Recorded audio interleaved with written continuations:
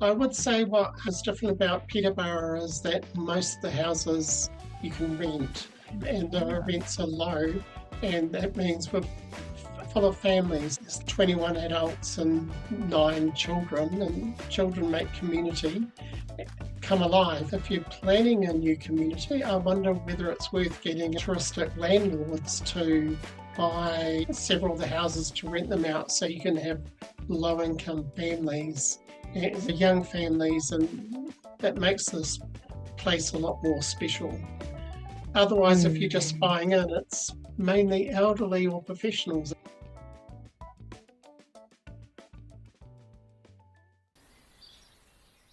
That was Trystan of the Peterborough Housing Cooperative. I interviewed Trystan and Stephanie about this different housing model where affordability is locked in, and that means that it cannot continue to rise in price, becoming unaffordable for future generations.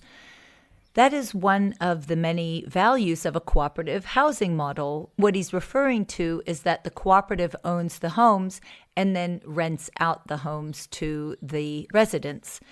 And one way he was saying that could be affordable is if an altruistic or philanthropic investor wants to buy one of the homes within the cooperative, and then that gets rented out at an affordable rate, usually about 75% of what the market housing is. Cooperatives, no matter what form they come in, are guided by a set of principles. This includes voluntary and open membership, democratic member control, members' economic participation, autonomy and independence, education, training, and information, cooperation among cooperatives, and concern for community. If you're interested to learn more about cooperative housing, I have a few other episodes that I've made.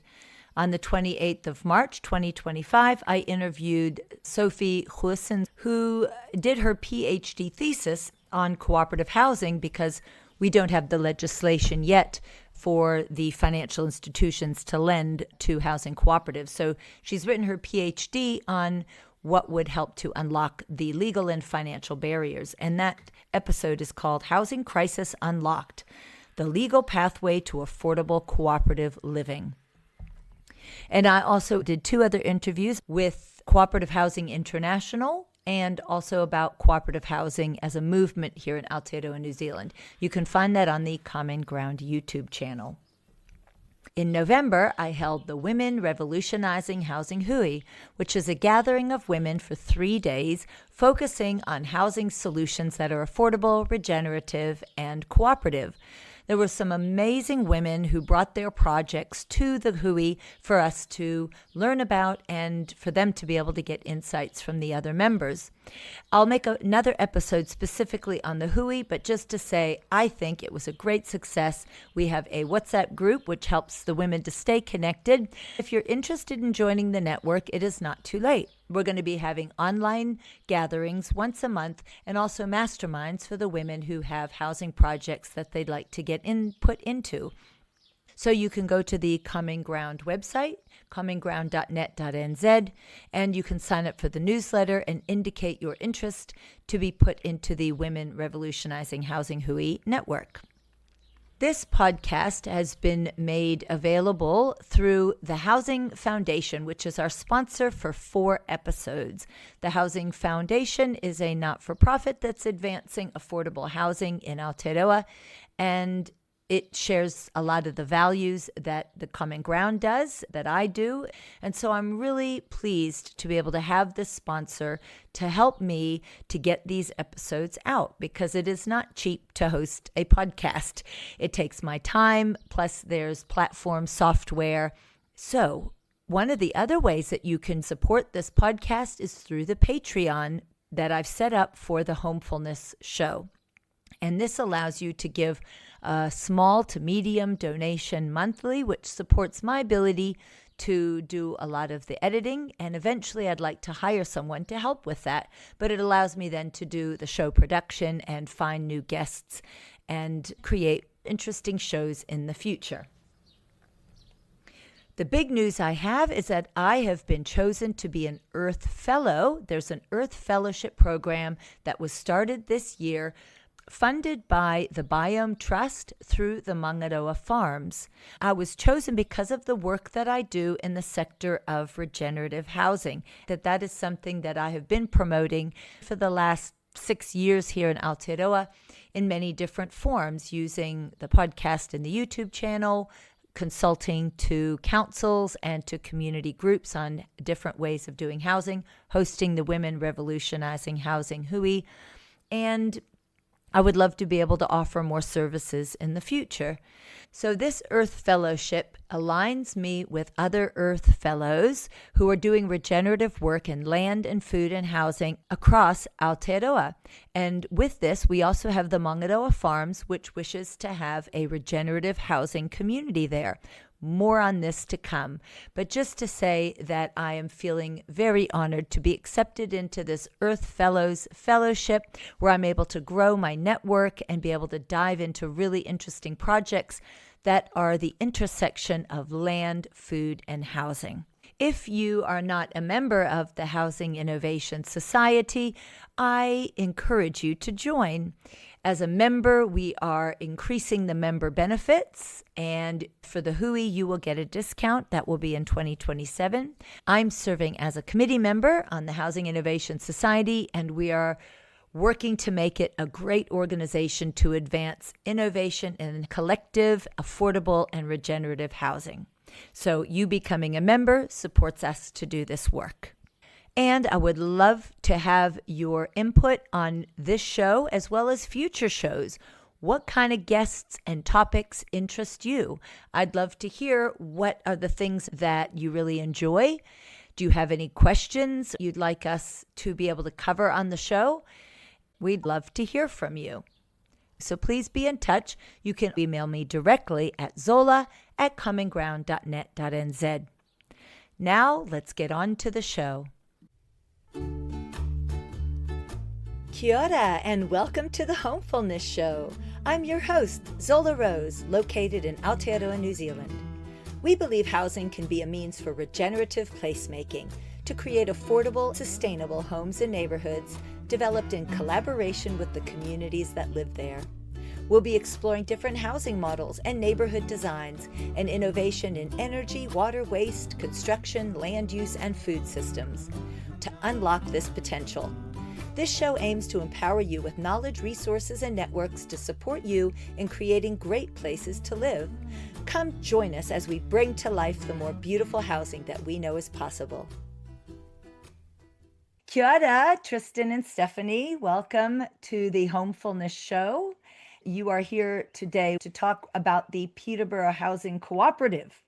I was very fortunate to be able to visit there in April of this year when there was the Koho Hui in Ototahi Christchurch.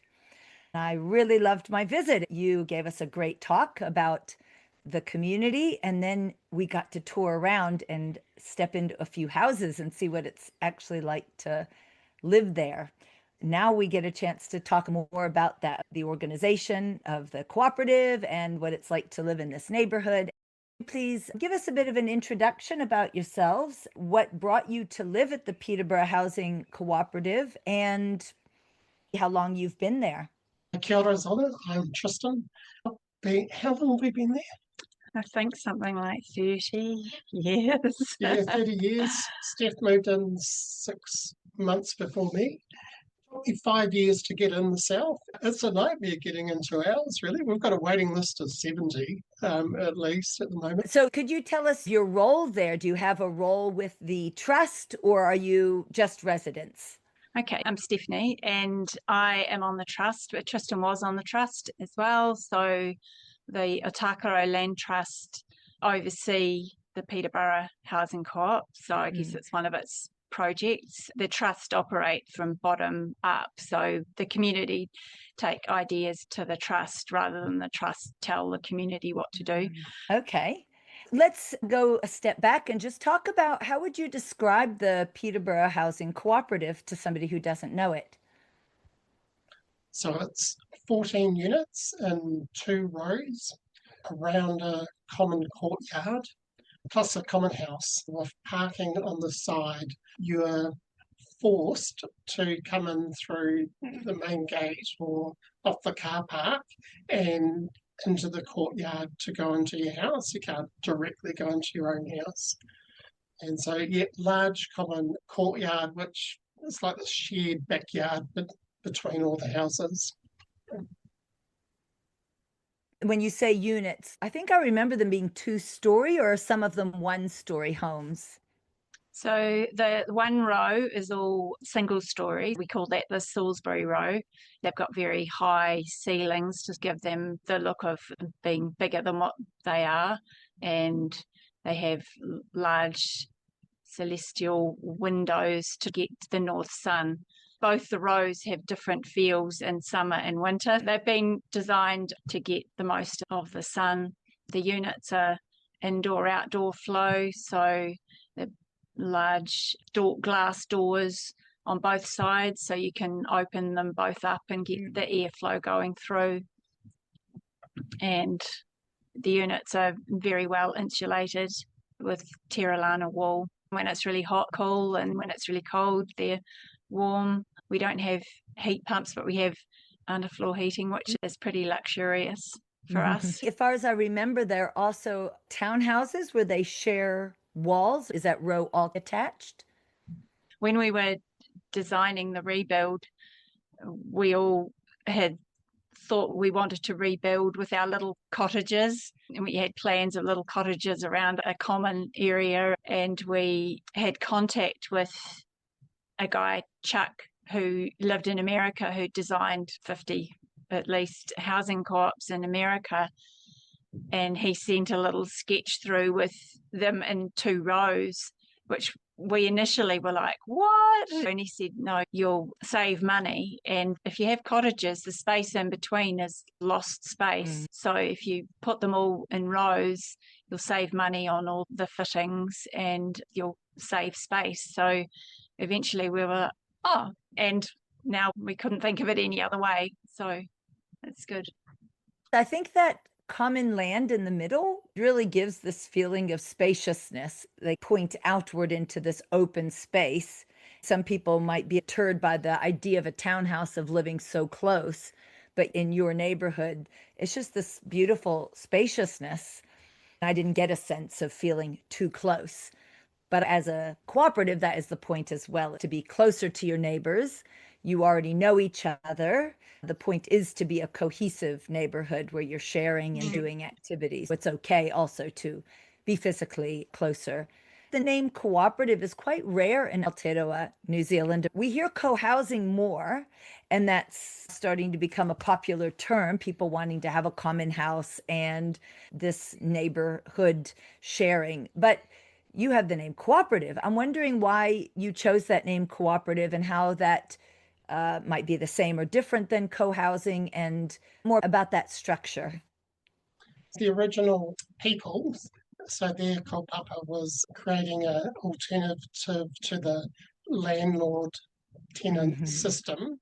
So under ours, because it's a trust, the residents are also the trustees, so we're our own landlords and manage it and run it ourselves. It's a cooperative. We have a sister organisation called Peko Whole Foods, and they're a workers' cooperative where the workers in the shop are also the managers. So is that different than a unit title structure? Are you a cooperative company, for-profit or not-for-profit cooperative, or what's that tenure legal structure? So I have a complicated legal structure, starting with the body corporate of 14 unit titles. The charitable trust owns 11 of the titles, rented out to residents who can become trustees if they want. And the 3 owners have bought in, all governed by the same set of rules, similar to a body corporate, but decided upon by the residents. And that's from an unincorporated society. So you have 3 levels. And so when people buy in, is that something they can get a mortgage for, being a unit title? We probably would have gone with the right to occupy if we could have chosen it, but the bank wanted unit titles, and that means we can sell on as owners. However, the kaupapa of the trust is to create a more equal society by stopping the private wealth of landlords versus tenants. So we have caveats on the property. When an owner sells their property, they have to offer it back to the trust. And when they sell it, they're selling it for the price they bought it for, plus the rate of inflation each year. So there's no capital gain, which matches the rents, which are about 75% of normal rent. Oh, wow. Yeah, that's quite a benefit. Capital gain has become quite the norm in New Zealand, that people gain their wealth through property. We've lost that definition of home being a place to live and belonging, and home being rather a house that is an investment. So it's really great to hear a waiting list of 70 people. That just goes to show that there are people who are perfectly happy to have a house there where it serves their purposes while they're living there, and when they move on to sell it at that rate, which is just above what they paid. I hear some people say, how is anybody going to move on from a community if they can't re-enter the market? And I think that's a whole nother conversation, which is, again, the mindset shift that we have to keep rising prices because that's the only way anybody's ever going to be able to move on. But that's not true. There's plenty of other ways for people to move to another place to live without them needing to always pay more somewhere else. So I'm really happy to hear that you've got such a wait list. How do you deal with that wait list? How do you say who gets to come in next? And do you have an idea to make a second cooperative housing because so many people want to live like that? So we have just had a vacancy, which we've filled. It's quite a process to get in. We like to keep a balance of ages in the community. It doesn't mean if you're first on the waiting list that you're first to get in. It just means you're on the waiting list. We look through and see who is still wanting, because some people put their name on the waiting list and since then found someone else. So they're all contacted. I think this time we ended up with 12 people because it was just a 2-bedroom unit.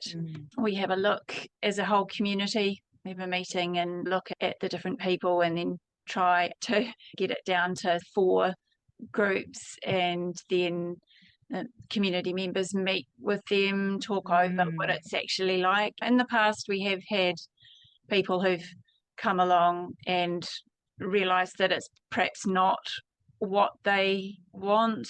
Some people can't deal with being quite visual to other people a lot of the time.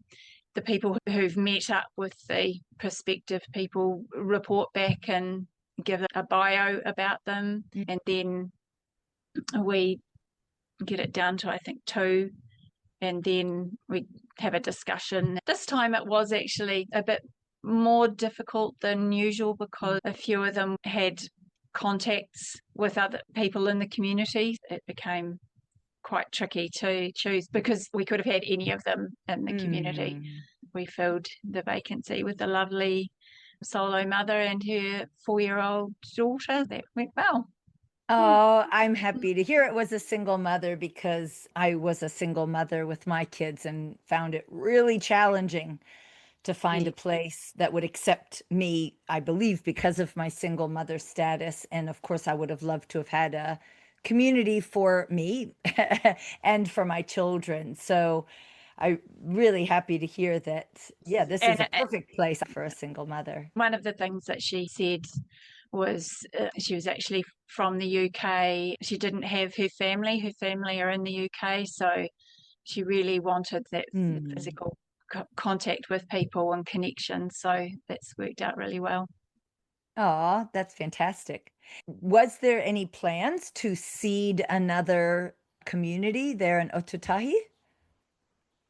Well, yeah, we'll support any other group that wants to set something up. We'll draw them a free site plan based on the co-housing design principles, and free to use our common house as a meeting space. A lot of groups do, but it's extremely hard to set them up.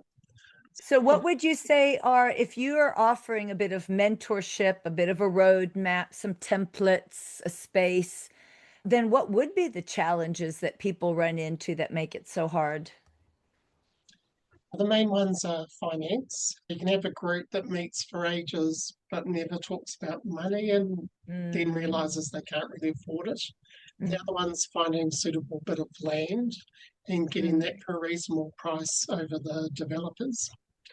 Then the building finance is quite a stumbling block as well. And would that be something, when you say builder finance, that would be for a group that's not, they are cohesive, but they're still individuals, for the bank to agree that they're a safe group to lend to? Is that the financing part? Yeah, financing the build. Are there any groups that have gone by the way of a partnership with the developer, so that financial aspect is covered by the developer, but the developer takes the lead from the residents? It's generally not, but I think it is a good idea. And I see that Tākaka Co-housing has formed into a co-housing developer now. So they should be able to support new builds for that. We were lucky in the earthquake rebuild because our houses had fallen down. We had the land already, we had a big payout of insurance money, we had a good long-standing functioning group, but still very difficult, let alone a new group of people coming together who are not developers. They just want to build community.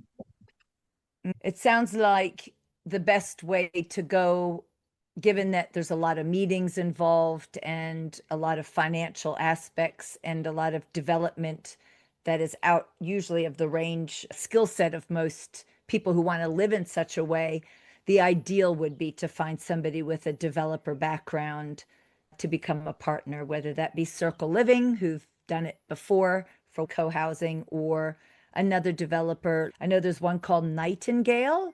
They do more community focused.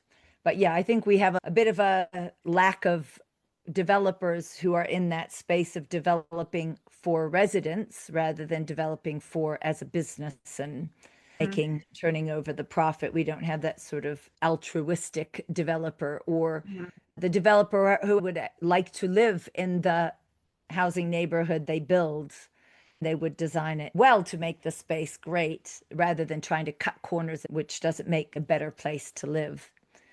So that's good that you're offering the mentorship in the space, though. So at least it's a starting point for groups that would like to perhaps even just get together and then approach a developer. So that might be the seed part that they need to get their ducks in a row to approach a developer and make a proposal, perhaps.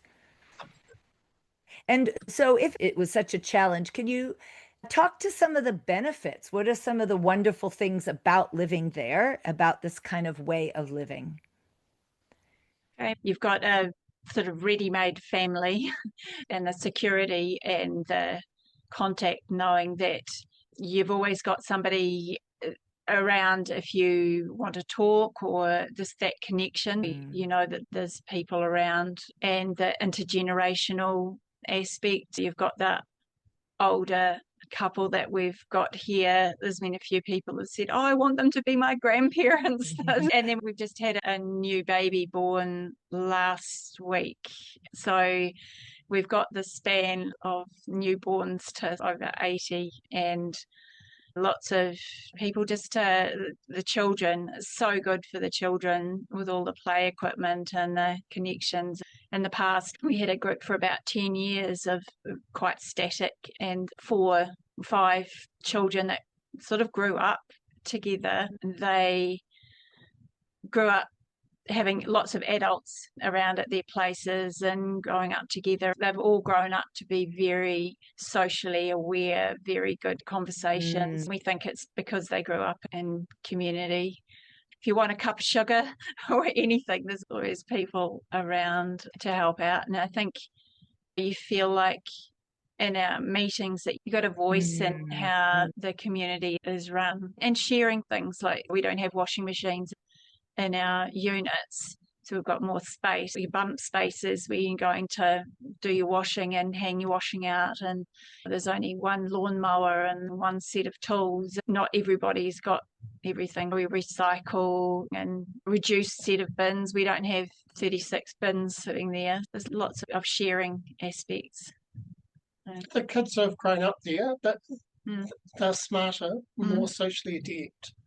They can do better in life because they've had lots of parents to talk to. Well, that could actually transform our society, really. We've got young people going more and more into either the technological world or just isolating themselves within their peer groups.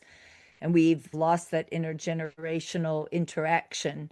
So I'm really happy to hear that's what's happening at your community. There's this beautiful interaction of young and older, which is beneficial for them in the long run.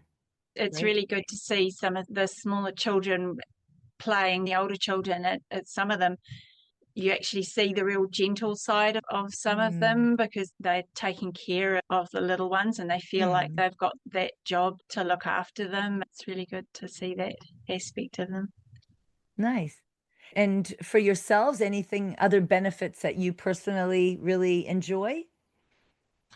I really enjoy just coming home, either waving or having a chat with someone as you're going there. It's a nice feeling of belonging. And I really enjoy when I sit on my patio and look out and see the kids playing and neighbours who are completely different sort of culturally or from different classes or different ages sitting around having a chat. It is like a village. And if there's even a couple of people sitting out on the picnic table having a coffee, that you can join them. We've got a couple of WhatsApp groups and someone will say, we're having a jam session over in the common house if anyone wants to join, or we're having tea in the common house. You're always welcome to join in things. Yeah, lots of things to join if you want to. So I know some people are a little bit nervous about these kinds of more intentional communities because I guess they feel they'll be ushered all over the place and have to participate. But what I'm hearing is there's an ease of socializing or organizing. You've got the space there and people don't have to worry about traffic if you want to do it at 5 o'clock. And so there's that ease of invite and of arriving without necessarily having to go to all the things. But there's so many more options. We've designed the houses so they go from the common space in the courtyard and having a porch and then the kitchen overlooking the courtyard, but having the lounge, it's more private, and the bedrooms upstairs or on the side, so you can be private when you want and choose to be social when you want. Otherwise, if you're all together all the time, drive you nuts. Yes. So that leads me into my next question, which is, again, I think as humans, we've developed a way from being able to solve our conflicts in a peaceful way and being able to have a voice without being a dominant voice. And I think that's what a lot of people are also nervous about with living in community is what if I don't like my neighbor, but then I have to see them all the time. If I get approached by them, I'm going to feel awkward or I'm going to want to yell at them. So that, I guess, that conflict resolution or how do we get along, how is that people are prepared in your community with the skills to be able to do more cooperative living or conflict resolution? What structures in your community might aid an inter-neighbor conflict? It was interesting going from after the rebuild going up to 14 houses, whereas before we were 6 or 8, and having a greater number takes away a lot of the individual personality because there's always going to be someone you don't like as much. And with the 14 units now, it doesn't matter the same. Compared to when it was only 6, that person is more there. I think that's a big thing. We have that sort of monthly residents meeting where we can bring up things. And we're quite a happy place. tricky between parents having different parenting styles, and the kids will be running in and out of each other's houses. So they have their own WhatsApp group for trying to sort out stuff for that. Yeah, we encourage people if they have an issue to go and talk to someone and bring it up in a meeting. Do you have anyone there that's specifically skilled, or do you bring in anyone skilled in facilitating those very tricky dialogues, or if there's a real conflict in mediation? Yeah, we've got some pretty skilled people that are good at talking through those situations in meetings. Over the time that we've been here, there's only been a couple of ones that were probably only one that was quite serious that needed a lot of mediation, and we got there in the end. I think generally the people living there are open to living with lots of other people and understanding that you're living quite close to other people. So you tend to get people that are better skilled at dealing with that. And our process of getting people in, we always ask that question. What would you do? The children have squabbles on the trampoline, but they always get solved. Children are still learning, but adults sometimes can get a bit stuck. I've heard of some communities strongly recommending that in this onboarding time of 6 months to a year, they do some skill development, whether that be nonviolent communication, which is one form of being able to communicate, or there's another one called possibility management, or maybe it's just simple conflict resolution basics. So is that a requisite or something that is within your neighborhood? We do have that basic conflict resolution process. If it gets to be that way, you have something that you can go to and say, all right, let's use this process. It's been created for this purpose. I think that's a good safety net, because if everyone has to be left up to their own making up a process, that would be tricky. Because we use consensus decision making in our residents' meetings, that sort of teaches how to listen and find the best decision for everyone rather than arguing the same over time.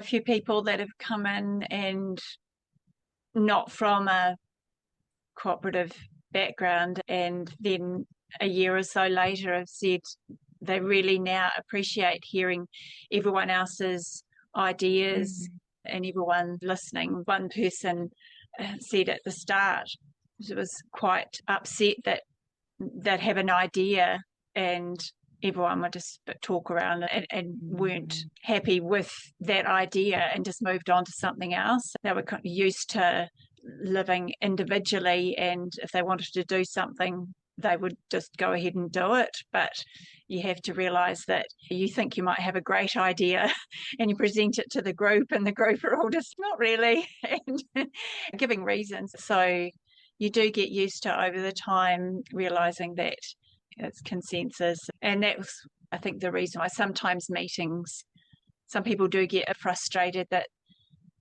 an issue might take quite a few meetings to resolve, because people have to go away and think about it, and then comes back to the next meeting, and then it's not resolved. It goes away and comes back. Some people are just like, no, let's just solve it right now. So yeah, those just little frustrations come through. Yeah, because we're not used to having anywhere else in our lives, work or school, where we're given the opportunity to be fully heard and considered, and for it not to be just somebody over the top saying, in the end, I'm the one that makes the decision. I've heard what you have to say, but it'll be my way in the end. We're not used to that process of inclusionary consideration. So it's a muscle that's developed being in the community, and then it just becomes a norm, except when you then have to step out of your lovely neighborhood and deal with the rest of society. Is there anything that your neighborhood or community has in your future, like a big ambition, anything that you might be working towards besides just maintaining how things are? Any dreams or things you want to do? Yeah, so we've got 2 projects underway at the moment, seeding new communities that's involving quite a few people in the community. There's a rural project and a city project, but it's very much in the starting process of it. So, Is this for people on your wait list who are already interested? no, it's trustees organising land that we own. Ah, okay. So you own the land and you're thinking, let's turn it into housing, but you have to start that process in terms of what can the land accommodate Yes. in a rural area. You really need to consider, would that be looking quite different if it's a rural property? Would it have aspects of ecological or food production? Definitely. Wow, that's exciting. Where can we follow the progress of these ideas? Well, we haven't put it out there yet. It will be out there in due time. That will be on your website then, Yes. when we can launch it to the public. Yes. That's very exciting. I look forward to hearing more about that. Is there anything where the Christchurch City Council comes to you and says, wow, this is great, we can learn from you here? Or, yeah, anything that beyond just your residents that you can tell that you've made a difference in your community? We do have connections with 2 other community groups, or actually 3, but 2 quite closely, the Moa group and the Avon Loop group. We have had meetings where they've come to us and some of the residents have gone to their community meetings. So the latest one was about civil defence. So in the event of another earthquake or some sort of natural disaster, and we had the civil defence give us what you need, which I think everyone in New Zealand knows that. As a group close by, they came and said, oh, you've got a firebox, helpful to know. And we said we could be because of our size of our community house, that we could be a meeting point for groups to come. So just seeding connections with wider community groups, and we're on their newsletter, and knowing that there's people around if there is another natural disaster, we're a wee bit more prepared than the previous one.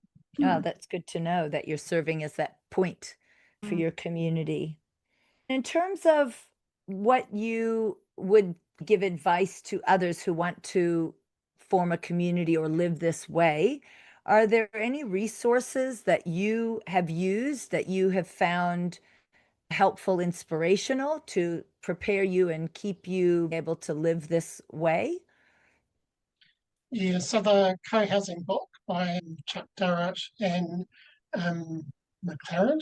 So they've got good stories of other communities and also how to do it, and including like go for 15 to 30 houses. 20 is a fantastic number. So we went from our sort of bungalows all in a row with joined backyard to a purpose design housing place around the courtyard. Made a huge difference in terms of interaction. Yeah. So yeah, good design. And I think, and Robin Allison's from Earth Song in Auckland has got quite a lot of information about it too.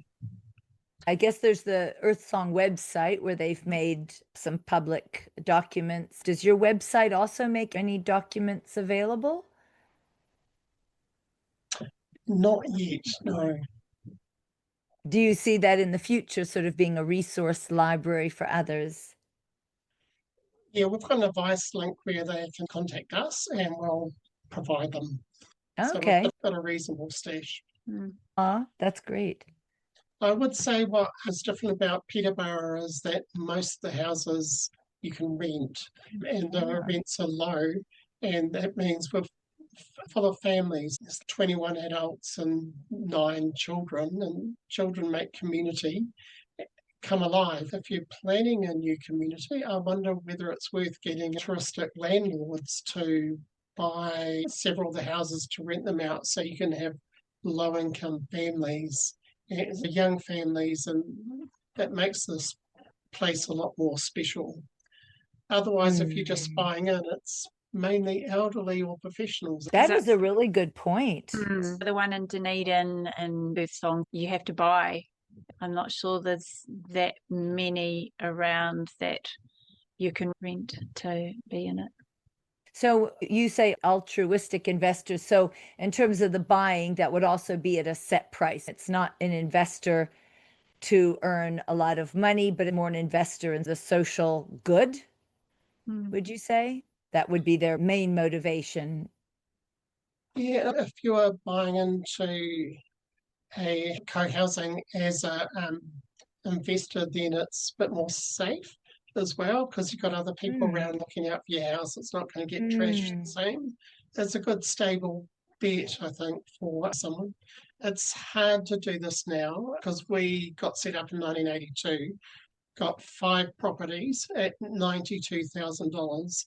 We were able to buy them by bidding in auction and going around the members and friends and borrowing $5,000 each to pay for the property.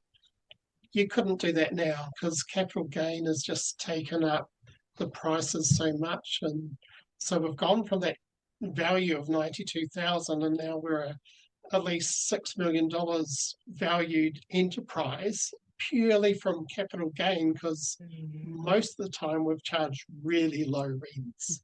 So haven't actually made money as a landlord, but capital gain really. Ripping off the next generation of people to stop them being able to afford houses. Yeah, that's a good way to put it, isn't it? That without charging the capital gain, who's really losing out? And it is the next generation. Good to couch it that way. So what other things might get people more into this frame of mind, cooperative living?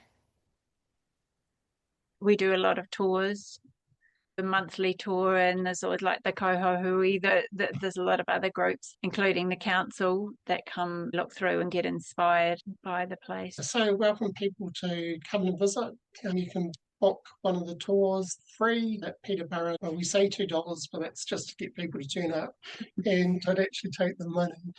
I think it's good seeing the thing in person. So you have had people from the council come? Yes. And what interest does the council as an entity show supported in any enabling way? Is there anything that you either encourage them to do or that they could do to enable more housing like this? What do you think the role is for council? I've had quite a few meetings with them because their project to try and increase the density of central Christchurch. So they're always interested to hear, but I think, like Trystan said, it's land and finance that are the barriers. While they are very interested in the housing cooperatives, they don't have the ability to help in a lot of ways, but they're very willing to listen. Okay. In many places, not as much here, but in the UK, there's the Community Land Trust Network where the land is owned by a trust. It could be the council for the purpose of providing affordable places to live for key workers, for the folks who really are the skeleton of the community to work, to be able to not have to move away, is that the council sees that its role is to provide affordable land, and where they own land, to be able to turn it over to a land trust for such a purpose. But I think we don't yet have councils understanding their role in that way yet. I'm on the Housing Innovation Society, and there's another committee member, and she and I are developing an educational presentation that we can take to all the councils, where we're going to be making this link really clear for them. As you were saying, single mother who wouldn't necessarily be able to afford on a single income, or there's so many demographics that really need more affordable rent that would otherwise have to leave. And I think council just needs to have that link made where their return on investment of offering land means that they have a more vibrant, stable, secure population. And at least there is a community like yours that demonstrates it, that says, look, we've got a range of socioeconomic and we've been able to stabilize a bunch of people who wouldn't otherwise have it. So you're at least the living proof of that. Was there any fun fact that you have about yourself? I always like to have something fun to throw in there, a little playful. Oh, my partner's Colombian, and I'll go from New Zealand and touring people around Peterborough Street and saying, "Oh, look at our community, and we're so connected and things." Get to Colombia, we know nothing. New Zealanders are so socially distant compared to most of the rest of the world. Yeah, Got where you think we're on the scale of innovation, but you go to Colombia and it's, a this is just our standard way of living. That's neat that you get that cultural perspective as well. And you, Stephanie? I always get asked when I say I live in a housing cooperative, is it a cult? Is it religious? I wouldn't like living with so many people coming in and out of my house all the time. I have to explain that it's not a cult. We don't have an almighty leader.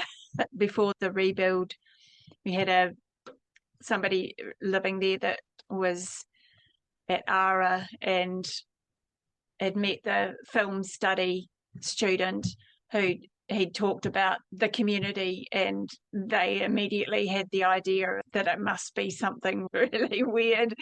She was invited to Sunday dinner, and we did talk before she came about whether we should do something really weird, like take off our clothes and do something. But in the end, we did it, and she came, and it was just like we eat dinner, talk, go home. So she decided not to. It was too boring. Yeah. But I do think that there is the thought out there that we're a bit weird. So that's something that I guess we have to get over or educate people about, because I think there's still people in New Zealand that want their own house, their white picket fence, and their dog, that don't understand living cooperatively. Yeah, that's the point of this show as well, to bring not only the normality of it, but actually this is how we thrive as humans. We actually do so much better along the stages of our lives, and financially, economically, health-wise. There's all these different indicators which show that what you're doing is giving people a better quality of life in so many ways. And it's the way we're intended to be as humans, and we've lost that. So I want these stories to show that it is a more wonderful way of living, and there's stumbling blocks. There's certain things that our economy or our financial institutions have set up that are barriers to what is in the human best interest, and even in the ecological best interest. And so it's hopefully getting these financial institutions to hear about that stability you were talking about, even that somebody comes into these housing communities, they are more stabilized. So it is a less risky venture than the conventional mortgage. So we just got to take the stigma out, take any misconceptions and any of the risk that's perceived to these kinds of developments, and not only normalize it, but uplift it as this is really the ideal that we should be working for as we do new housing developments. And fortunate for you, you're already living there. So you just get the work of mentoring while the rest of us have to figure it out. I'm in that stage myself of trying to figure out where in my area is there going to be a co-housing community that I can join and not have to be the person who's got to lead the charge, but I can add my skills. Is there anything else that you'd like to share about the Peterborough Housing Cooperative? No, but just come and visit Yeah. and say hi, see how it works. Yeah. Be nice to see you. Yes. That's wonderful. Thanks, Zola.